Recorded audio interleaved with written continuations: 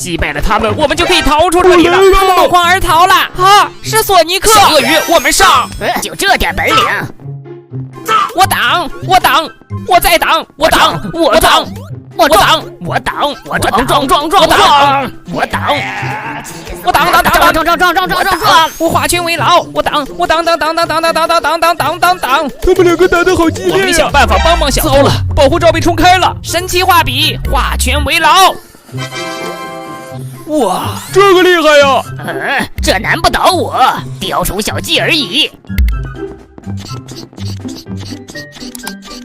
索尼克的速度越来越快了，小兔快跟不上了。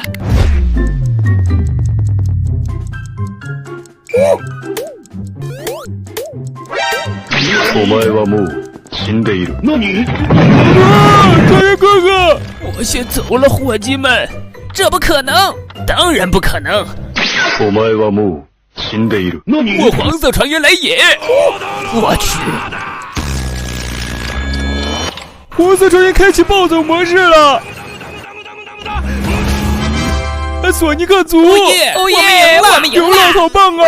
什么？索尼克，我们来晚了！索尼克，我来了！我再没意外，是索尼克的伙伴们，我们该怎么办呢？我恐怕这次真的不行了。お前はもう死んでいる。没事，有我在，没意外。战斗愈演愈烈，黄色传言这次真的淘汰了，而剩下的小鳄鱼也被强烈的冲击波冲出了几米开外，动弹不得。仅靠小兔能战胜这么多索尼克成员吗？神奇画笔，画线为罩，就趁现在，我们赶快铸造防御工事，这根黑线撑不了多久的。小黄，这个草方块交给你了。无所谓，我会出手。兄弟姐妹们，给我火力全开，破坏掉这根黑线。我修复。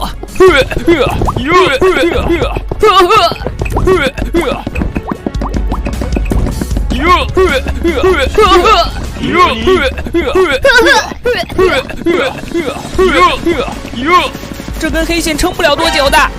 刀剑完毕了，你们两个快进来呀！有陷阱！准备好了吗？起飞！我哗，我们要反转了！程程发射器的厉害！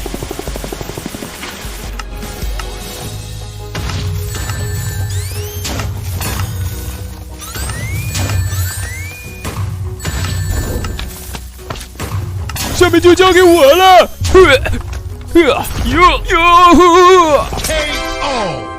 我们赢了！我们赢了！点关注不迷路。